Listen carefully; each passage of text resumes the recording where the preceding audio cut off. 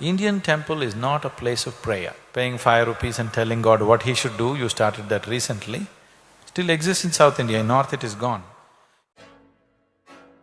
In the last video, we saw how common ideas about God have been misinterpreted for generations, and the whole concept of God is misleading the modern society right now. Today there is some more interesting revelation about the abode of God, the temples. Might be a little shocking for some of you.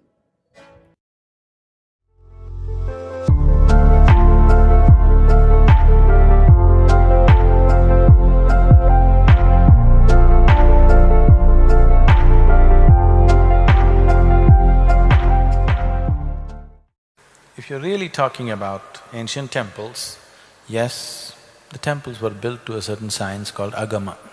You heard of agama? There are 5 basic parameters with which the temple was built. If the temple is built according to that, the size and shape of the temple, the size and shape of the parikrama, the size and shape of the garbhagriha or the sanctum, the size and shape of the idol, the mudra that the idol holds, the mantras that are used to consecrate this, if all these things are properly matched, it will create a tremendous field of energy. Temple is not a place of prayer. There is nobody leading a prayer in the Indian temple. The Hindu temples, there is nobody to lead your prayer. You go there and do what you want. Nobody telling you must sit down and pray and do this or that. Though now you started the request sheet, paying 5 rupees and telling God what he should do, you started that recently. Otherwise, your culture told you if you go to the temple, they did not even tell you must pray, but they told you must sit there for some time. Is that so?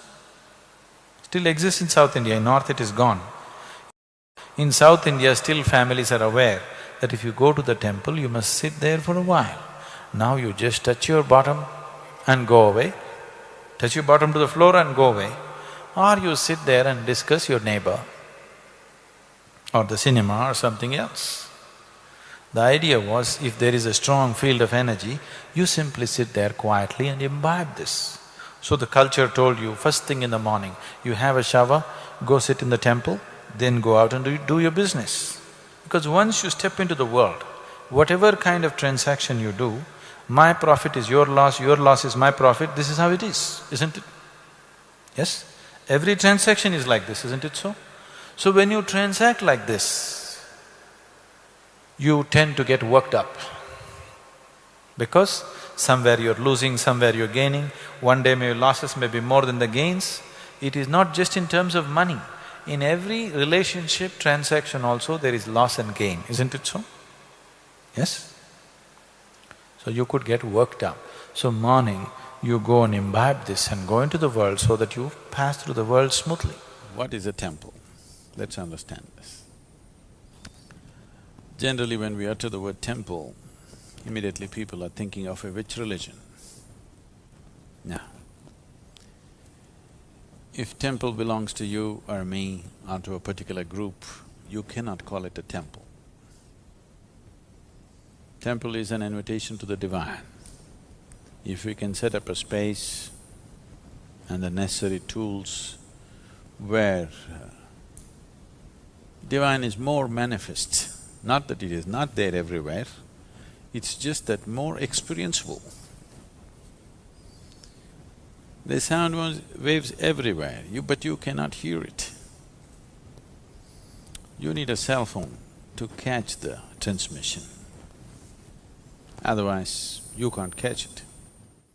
If you want to listen to a dimension beyond, if you want to be receptive to that possibility, we can create a space like that. We can create a device or a tool like that. When I use the word tool, there seems to be a certain sense of lack of reverence in me. But I particularly use the word tool. When I refer to the Dhyana Linga as a tool, people feel offended. Sadhguru, don't say that. In our experience, it's everything. Don't call it a tool. I say it's a tool. Because the word tool means that which works. It is not a piece of art that you can just appreciate. It's a tool because it works. There's just one screw in the door, if I ask you to unscrew it with your hands, can you do it? But if I give you a screwdriver, you can do that, isn't it? Similarly, to open the doors for the beyond, there is a tool.